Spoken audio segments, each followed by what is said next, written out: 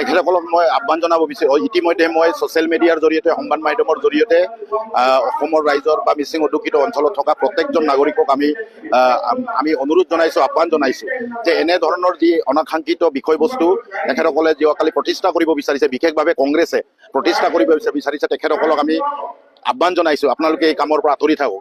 কিয়নো বুলি ক'বলৈ গ'লে আমাৰ মিচিং অট'নমাছ কাউন্সিলত থকা বিভিন্ন জাতি জনগোষ্ঠীক আমি একতাৰে আগুৱাই নিয়াৰ পৰিকল্পনা কৰিছোঁ। বিভিন্ন জাতি জনগোষ্ঠীৰ অধিকাৰৰ কথা আমি কৈ আছোঁ আৰু এতিয়াও যিসকল এখেতসকলে যি উল্লেখিত কথা বিষয়বোৰ এখেতসকলে আনিছে যে অনামিচিং গাঁও এখেতসকলে ইয়াত মিচিং অট'নমাছ কাউন্সিলৰ সন্নিৱিষ্ট কৰিছে বুলি ক'ব বিচাৰিছে।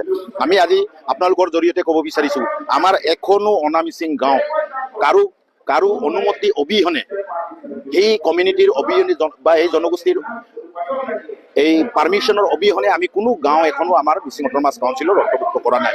আজি 10 বছৰ ধৰি মিচিং অট'নমাছ কাউন্সিল ইলেকশ্যন ইতিমধ্যে 10 বছৰ ধৰি দুবাৰকৈ হৈ গ'ল আৰু দুবাৰকৈ হৈ যোৱা সময়ত কোনো জাতি জনগোষ্ঠীৰ আমাৰ মাজত বিভেদ নাই। যিসকল জনগোষ্ঠীয়ে আমাৰ মিচিং অট'নমাছ কাউন্সিলত যোৱা 2টা কাৰ্যকালত ভোট দিছে এখেতসকলক আপোনালোকে সুধি চাওক।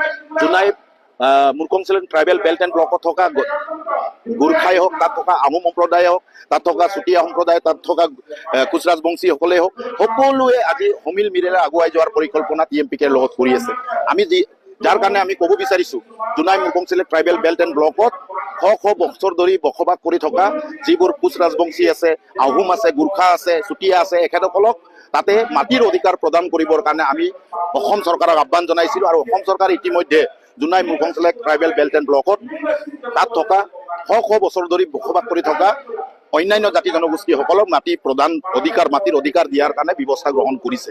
আমি আজি যিসকল মানুহে ধেমাজিত ধৰ্ণা দি মেলি কথা কৈছে, বিশেষভাৱে এইটো এটা অনামিচিং নামটোহে লগাইছে, কংগ্ৰেছ। এই কংগ্ৰেছ তিলক ফুকন কংগ্ৰেছ, ভাস্কৰ দুৱাৰা কংগ্ৰেছ। তো তিলক ফুকন, ভাস্কৰ দুৱাৰা যিবোৰ নামৰে আজি যোৱাকালি অনামিচিং বুলি পৰিচয় দিছে, এখেতসকলৰ ঘৰ মিচিং অট'নমাছ কাউন্সিলৰ ভিতৰত নাই।